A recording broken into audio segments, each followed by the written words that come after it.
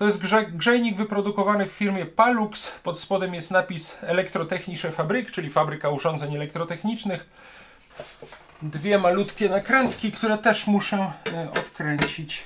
Teraz powinienem być w stanie zdjąć ten duży zewnętrzny cylinder, czyli tutaj mamy cały ten element grzejny.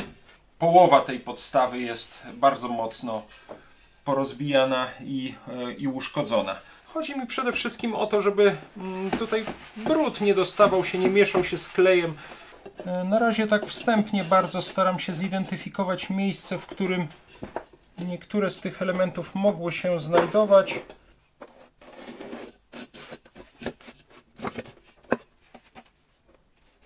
No dobra, ja już tutaj skończyłem to klejenie, musiałem się też spieszyć, no bo ten klej jednak nie pozostaje bardzo długo plastyczny. Ale trochę pocieszam się, że mniej więcej gdzieś do tego miejsca będzie to wszystko zakryte tym nałożonym od góry cylindrem. Możemy ponownie założyć ten cały klosz, tę całą górę tego grzejnika. Tych pęknięć niestety nie da się w ten sposób ukryć, ale nie wygląda to najgorzej. Tak, teraz od środka zakładam to mocowanie. Ale tak jak jest to zmontowane w tej chwili, powinna ta blaszka być od każdego z tych bolców odizolowana. Teraz wyraźnie słychać, że grzejnik zaczyna pracować. Tutaj nad tym grzejnikiem wyraźnie czuć już lecące cieplejsze powietrze. Sam koniec lat 30. albo raczej początek lat 40. Liebenau to są Chodkowice nad Mochelką, a Kreis czy okrąg Reichenberg to jest tak zwany liberecki kraj. Cześć, ten dzisiejszy odcinek miał być po prostu poświęcony krótkiej prezentacji z zabytkowego niemieckiego grzejnika ceramicznego, grzejnika elektrycznego, wyposażonego tutaj wewnątrz w spiralę grzejną. Ten grzejnik pochodzi prawdopodobnie z lat międzywojennych, ewentualnie z wczesnych lat 40. Jeszcze postaram się to troszeczkę lepiej ustalić. No ale niestety zacząć muszę od tego bardzo przykrego dla każdego pasjonata starych urządzeń widoku zniszczonego grzejnika, który został w znaczny sposób uszkodzony podczas transportu. Można by się oczywiście zastanawiać, czy w ogóle jest sens tego rodzaju przedmioty wysyłać, czy kupować z wysyłką. No, innej możliwości nie miałem, a ten grzejnik bardzo mi się podobał. Można się zastanawiać, czy ten grzejnik mógł być lepiej zabezpieczony, czy mógł być przede wszystkim lepiej traktowany w transporcie, no ale wszystkie te rozważania nie mają teraz żadnego sensu. Myślę, że warto skupić się na tym, żeby możliwie przywrócić ten grzejnik do poprzedniego stanu, przynajmniej spróbować częściowo odtworzyć tę uszkodzoną podstawę grzejnika. Sam korpus na szczęście nie uległ uszkodzeniu. Tutaj, jak widzicie, ta podstawa grzejnika rozpadła się na kilka takich większych kawałków, co nie byłoby dużym problemem, no ale niestety rozsypała się też na takie drobiazgi, z których większości tych malutkich kawałeczków pewnie nie uda mi się wykorzystać. Ja sobie wczoraj już na próbę jeden taki większy kawałeczek skleiłem, wyszło to całkiem solidnie. Spróbujemy dzisiaj tę podstawkę zrekonstruować. Pomyślałem sobie, że ewentualnie te miejsca, w których nie uda mi się przykleić tych malutkich kawałeczków, czy w ogóle znaleźć tych miejsc, w których one powinny się znajdować, po prostu zafuguję taką białą fugą, jaka używana jest na przykład przy piecach kaflowych. No i mam nadzieję, że jakoś będzie to wyglądało i ten grzejnik na tej podstawce będzie mógł stać. I tym będę chciał się teraz zająć. To jest o historii tego grzejnika, jeszcze sobie później porozmawiamy. Pokażę Wam tylko z boku może zachowaną tutaj całkiem ładnie tabliczkę znamionową. To jest grzejnik wyprodukowany w firmie Palux. Pod spodem jest napis Elektrotechnische Fabrik, czyli fabryka urządzeń elektrotechnicznych.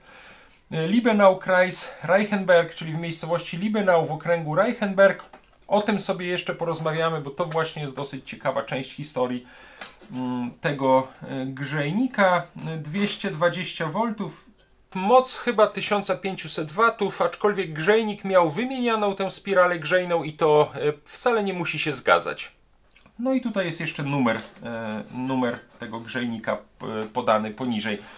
W środku, tak jak Wam już powiedziałem, znajduje się spirala grzejna, która przypuszczam, że nawet po podłączeniu by działała. Tutaj z jednej strony mamy gniazdko do podłączenia przewodu zasilającego, takiego typowego, stosowanego też po wojnie jeszcze przez wiele lat, jak to się mówi, kable od Prodige'a. Na pewno był tutaj też jeszcze wyłącznik taki bakelitowy z tej strony. Widziałem to przy innych grzejnikach tego typu, no ale w tym grzejniku się nie zachował i ta spirala grzejna tutaj nigdzie nie jest podłączona. Ewidentnie była ona zmieniana w późniejszych latach, aczkolwiek ten wyłącznik akurat postaram się odtworzyć, popatrzę sobie na zdjęcia, jak to wyglądało w grzejnikach tego typu, bo on jest dosyć fajny, jest dosyć ważną częścią tego grzejnika. Tutaj troszeczkę uszkodzona jest też ta górna część grzejnika, ale to już tak było w momencie, kiedy ten grzejnik kupowałem, także to akurat na szczęście w transporcie nie uległo zniszczeniu, zniszczona została tylko ta podstawka. Mam teraz taki pomysł, że ja tę podstawkę w ogóle odmontuję, bo ona była tutaj dwiema śrubkami przymocowana. Jedna śrubka w ogóle odpadła, druga się tutaj zachowała. Odkręcę ją, bo reszta korpusu grzejnika nie jest nam w tej chwili potrzebna. Umyję te fragmenty i spróbujemy to możliwie skleić, potem ewentualnie zafugować te brakujące dziury, otwory. No i zobaczymy, czy to się będzie trzymało. Także odcinek, który miał być poświęcony tylko historii tego grzejnika, będzie tak naprawdę rekonstrukcją przynajmniej części tego zabytkowego urządzenia. Tutaj zajrzałem sobie do tego grzejnika i widzę, że zrobiłem błąd. Myślałem, że ta cała podstawka jest troszeczkę mniejsza i trzymana tymi dwiema śrubami, natomiast teraz widzę, że ten grzejnik składa się tak jakby z dwóch cylindrów. Jeden, zobaczcie, ten wewnętrzny cylinder obejmujący aż te otwory, do których przymocowana jest spirala grzejna, i na to jest nałożona ta zewnętrzna pokrywa. I teraz mam wrażenie, że wcale nie te śruby trzymają ten zewnętrzny cylinder. Tak naprawdę nie bardzo wiem, jaka w ogóle jest rola tych dwóch śrub. Natomiast on się chyba trzyma głównie na wyłączniku i być może tutaj też na tym gniazdku, ale być może jak wykręcę ten wyłącznik i to on się nawet, czy w każdym razie fragment wyłącznika, i to on się nawet dosyć łatwo wykręca. Ok. Zobaczmy, czy teraz w ogóle byłbym w stanie zdjąć ten zewnętrzny cylinder, czy będę musiał też pozbyć się jeszcze tego gniazdka. Chyba tak. Chyba nie obejdzie się też bez wymontowania tego gniazdka, bo w ten sposób chyba tego nie wyjmę. Dobra, no to spróbujmy w takim razie jeszcze wymontować całe to gniazdko. Poluzowałem tutaj kombinerkami nakrętki, pod które zamontowane są końcówki tej spirali grzejnej. Jedna z nich odkręca się bardzo łatwo.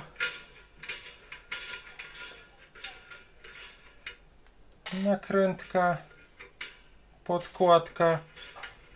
Mogę zdjąć tę końcówkę spirali. Aha, i jeszcze tu będzie jedna nakrętka, która chyba trzyma to mocowanie gniazdka. Odkręćmy jeszcze nakrętkę z tej drugiej spirali. Może nie jest to jakoś świetnie widoczne w tej chwili, ale po prostu odkręcam tutaj nakrętkę. Nakrętka, podkładka.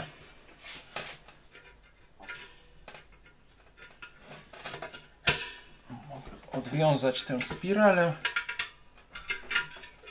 Dobra.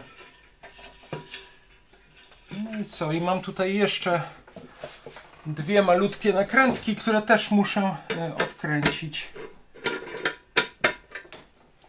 Może tymi będzie wygodniej.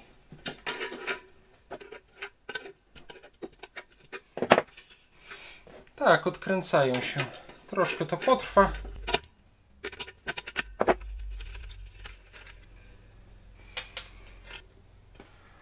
Tutaj wyjąłem już te dwa bolce z gniazdka. Nakręcę może też te nakrętki, żeby one nie zginęły. Wszystko to sobie przy okazji też wyczyścimy. O, jedna nakrętka, druga nakrętka. Patrzę, czy są jakieś symbole producenta na tym gniazdku, ale prawdę mówiąc chyba nie widzę. Właściwie jeszcze powinienem założyć te ceramiczne elementy.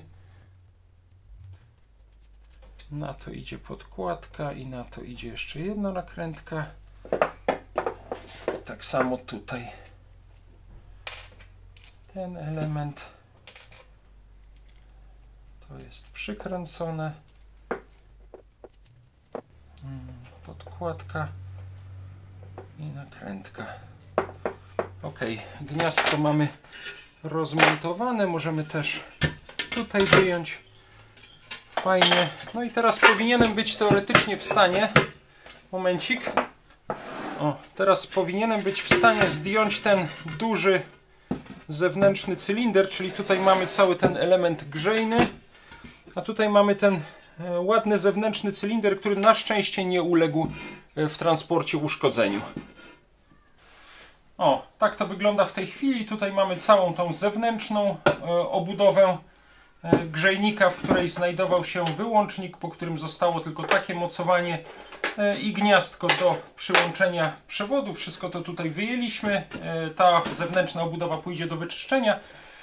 A tutaj mamy tę podstawę z wewnętrzną częścią grzejnika, do której przymocowana jest bardzo prosta spirala grzejna. Wyłącznik tutaj był znajdujący się z tej strony był odłączony, ale postaram się, tak jak powiedziałem, taki znaleźć i postaram się nawet to podłączenie tutaj wyłącznika zrekonstruować. Sama spirala nie wygląda na przerwaną, więc zakładam, że będzie działała.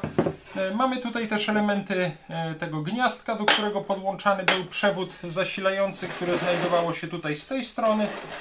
No i największym wyzwaniem będzie teraz po wyczyszczeniu tego, będzie sklejenie tej podstawy. Tak jak już pokazywałem, są tutaj dwa większe elementy, jeden jest już na próbę sklejony. No i jest cała masa tych malutkich pokruszonych elementów. Docelowo ma to wyglądać mniej więcej tak jak z tej strony. Tutaj praktycznie połowa tej podstawy jest bardzo mocno porozbijana i uszkodzona. Wezmę teraz to do czyszczenia, za chwilkę przyniosę po umyciu tę podstawę i spróbujemy to posklejać. Przyniosłem sobie tutaj taką wanienkę z wodą do warsztatu, zmywak, trochę płynu do czyszczenia naczyń i odrobinę tę podstawkę wymyję. Chodzi mi przede wszystkim o to, żeby tutaj brud nie dostawał się, nie mieszał się z klejem i nie tworzył potem takich wyraźnych, nie wiem, śladów na tych sklejonych elementach. No przy okazji oczywiście tak czy inaczej trzeba ten grzejnik wyczyścić. Tutaj tej części ze spiralą nie będę mył, ale podstawkę tak. I troszeczkę też tę zewnętrzną obudowę wyczyszczę. Ok, zaraz to ładnie powycieram i postawię na chwilkę na słońcu do suszenia. No i teraz przyjdzie czas na poskładanie tego do kupy. Tu sobie taką podkładeczkę postawiłem pod spodem. Na razie tak wstępnie bardzo staram się zidentyfikować miejsce, w którym niektóre z tych elementów mogło się znajdować. Z tymi największymi w zasadzie nie ma problemu. O, to chyba było w ten sposób. To będzie tak. To jest fragment, który tutaj się chyba gdzieś znajdował.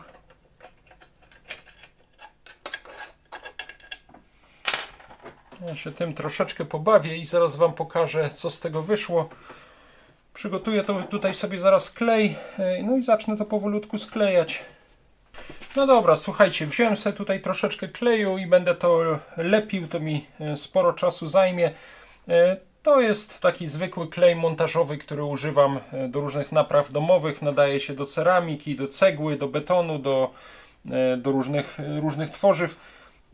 On nie jest przeznaczony do klejenia, nie wiem, na przykład kafli kominkowych, nie jest przeznaczony do zastosowań z wyższą temperaturą, ale to jest podstawka tego grzejnika, ona nie powinna się bardzo nagrzewać. Tutaj tędy wchodzi chłodne powietrze, ciepłe powietrze wyrzucane jest zgodnie z zasadami fizyki do góry, unosi się do góry. Ja już tym klejem kleiłem sobie na przykład popękane takie kafle w moim piecu w domu na podstawce tego pieca, także myślę, że on zda egzamin, oby tylko udało się tutaj odpowiednio dużo tych elementów odnaleźć i skleić. Także no ja biorę się tutaj do klejenia i za chwilkę pokażę Wam, jak to mniej więcej wyszło. To będzie musiało też dosyć długo wysychać.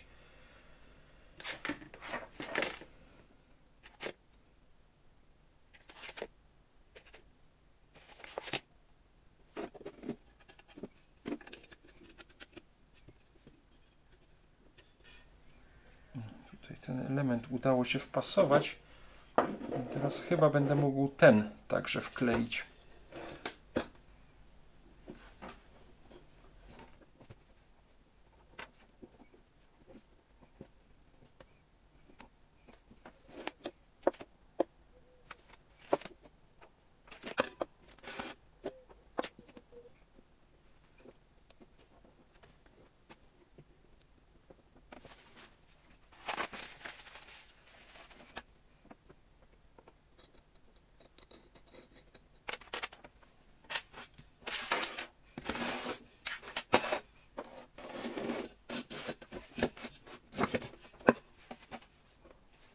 No dobra, ja już tutaj skończyłem to klejenie, musiałem się też spieszyć, no bo ten klej jednak nie pozostaje bardzo długo plastyczny.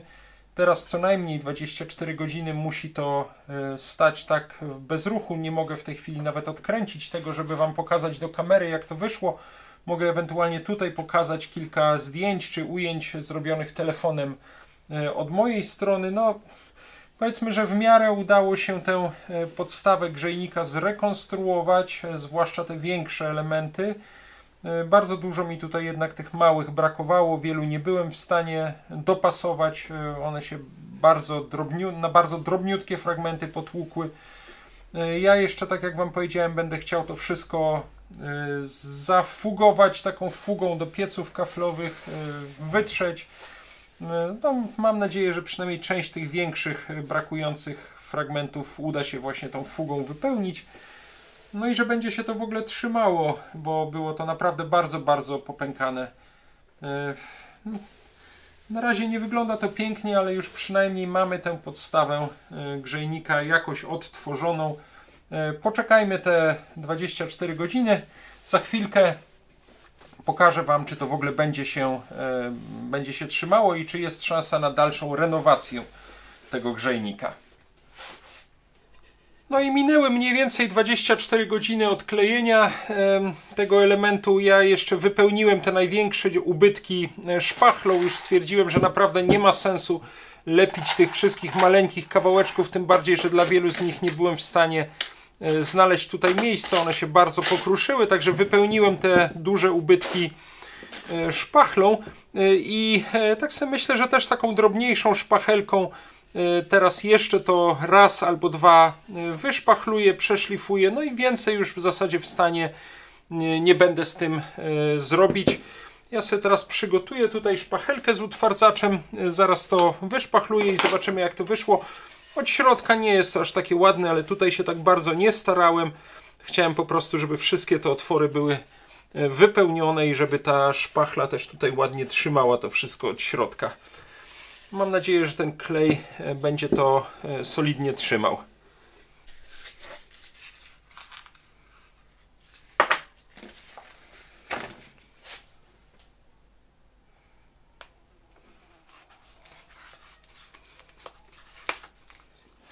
Jeszcze odtłuszczę tutaj tylko tę podstawę.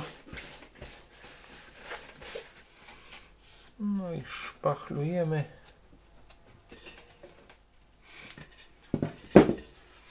No i teraz popracuję jeszcze troszkę nad wyrównaniem tej szpachli i usunę jej nadmiar. No cóż, obawiam się, że lepiej, dokładniej nie będę w stanie już tego posklejać. Bardzo wyraźne są tutaj oczywiście te miejsca klejenia, ale trochę pocieszam się, że mniej więcej gdzieś do tego miejsca będzie to wszystko zakryte tym nałożonym od góry cylindrem, tą górną obudową tego grzejnika, także te największe ubytki w zasadzie powinny zniknąć pod tą całą pokrywą. No tutaj oczywiście wszystkie te pęknięcia będą widoczne, no ale Biorąc pod uwagę stan, w jakim był ten piecyk, ten grzejnik, kiedy do mnie dotarł, myślę, że to, co byłem w stanie zrobić, zrobiłem. Jeżeli macie lepsze sposoby na klejenie takich elementów, to dajcie oczywiście znać, bardzo chętnie to w przyszłości przy jakimś innym urządzeniu wypróbuję. Zajmijmy się też może troszeczkę tymi metalowymi elementami mocowania. Ja je przetrę odrobinę, wyczyszczę wełną stalową, a później wyczyszczę je też odrdzewiaczem.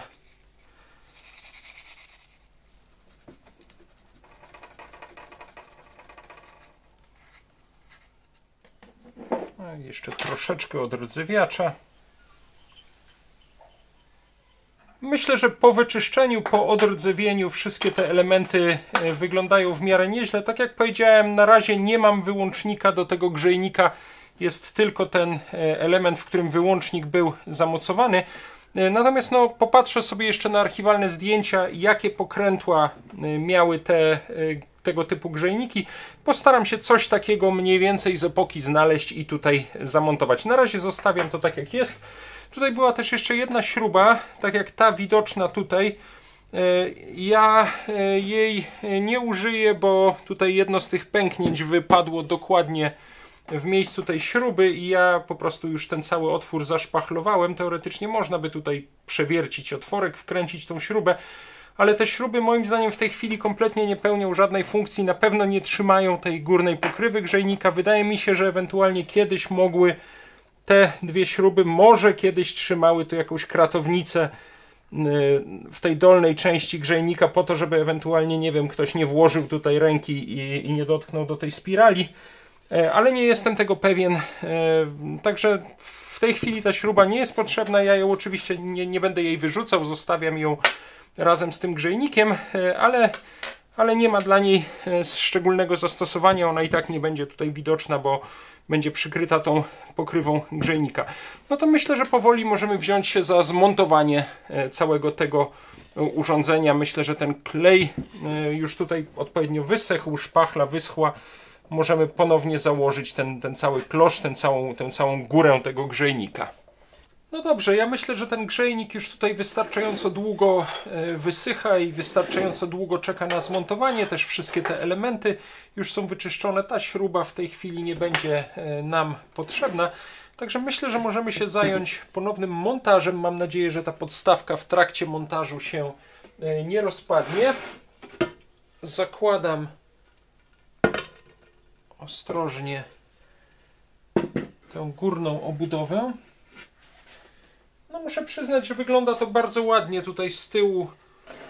Zobaczcie, duża część tej zniszczonej podstawki została tym, w cudzysłowie, kloszem, tą górną częścią przykryta. No tych pęknięć niestety nie da się w ten sposób ukryć, ale nie wygląda to najgorzej. Spróbujmy teraz odwrócić cały ten grzejnik i zamontować te elementy. Ja sobie tutaj tylko taką gumową podkładkę położę, żeby on nie leżał bezpośrednio na blacie.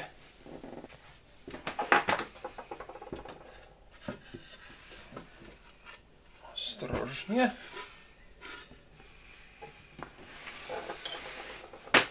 Spróbujmy teraz zmontować to gniazdko do przyłączenia przewodu.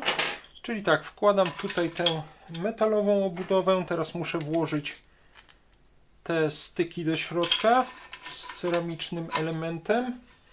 Tak, teraz od środka zakładam to mocowanie. Te otworki w tym metalowym mocowaniu przechodzą tutaj przez takie ceramiczne elementy. Powinno to się tutaj ładnie wpasować.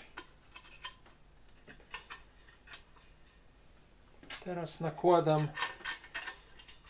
te ceramiczne elementy. Tak, chyba tak.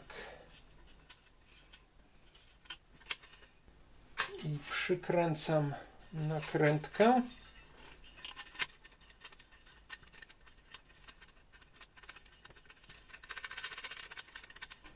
Jedna nakrętka, druga nakrętka.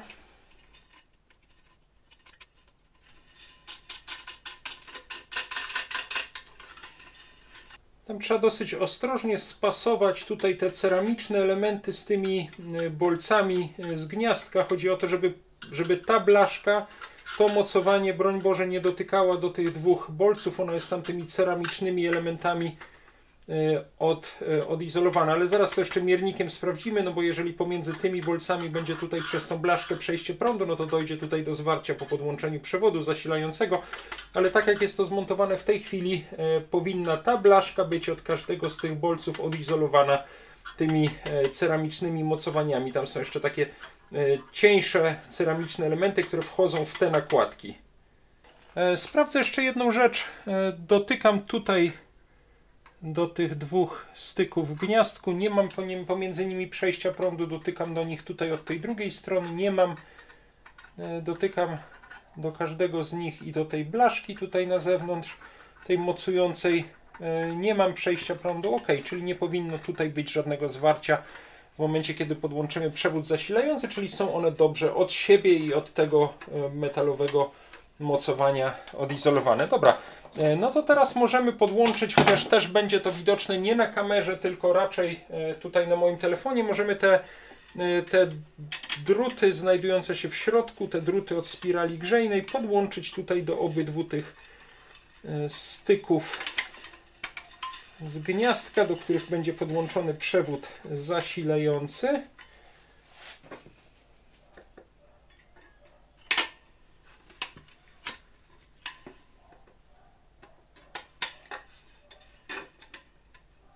OK, nakładam teraz tutaj podkładki, nakrętki.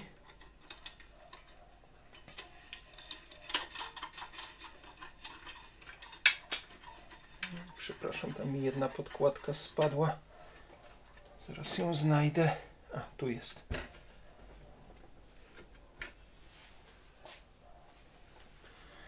Kolejna podkładka. Nakrętka. No i teraz muszę po prostu tutaj nakręcić te nakrętki, tak żeby one porządnie trzymały te końcówki tutaj tych drutów. O, mam już taki nasadkowy klucz 8, tak, i dokręcam te nakrętki.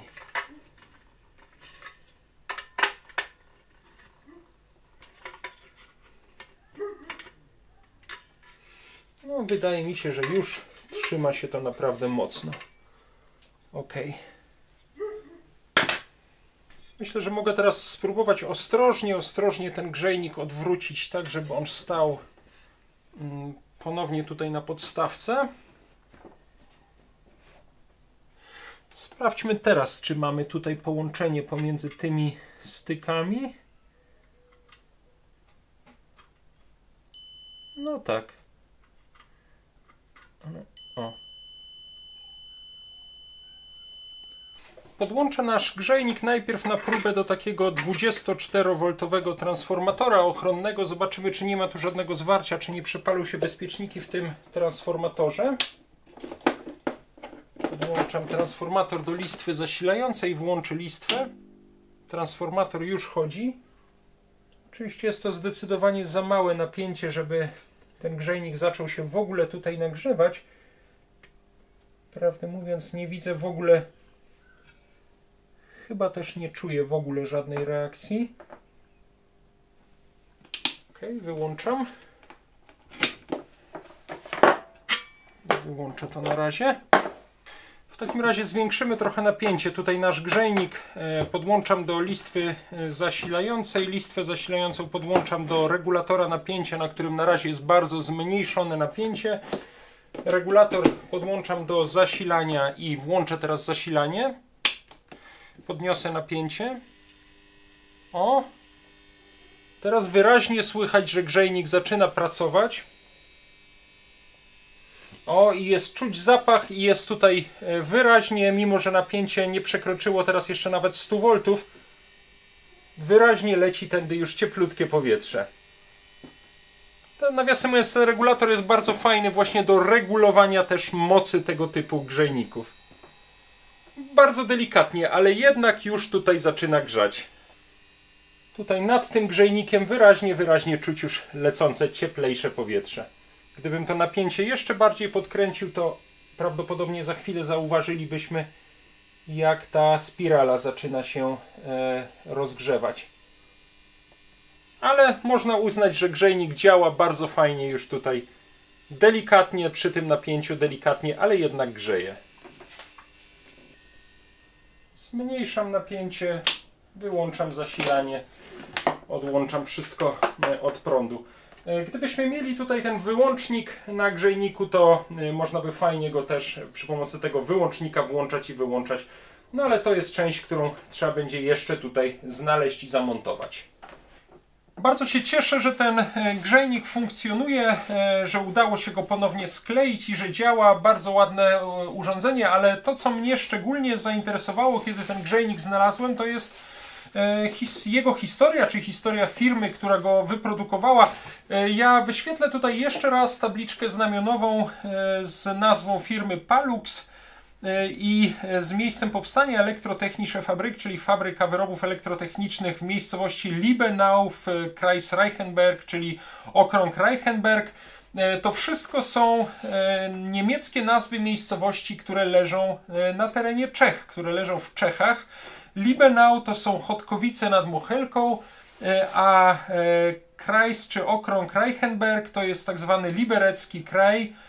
I to są tereny, które w okresie międzywojennym były zamieszkiwane przez mniejszość niemiecką, przez tak zwanych Niemców sudeckich, a w 1938 roku, w październiku 1938 roku na mocy układu monachijskiego zostały włączone do III Rzeszy, zajęte przez III Rzeszę, wkroczyły tam wtedy oddziały Wehrmachtu, zresztą witane entuzjastycznie przez przyjaznych i przychylnych Hitlerowi III Rzeszy w większości Niemców sudeckich.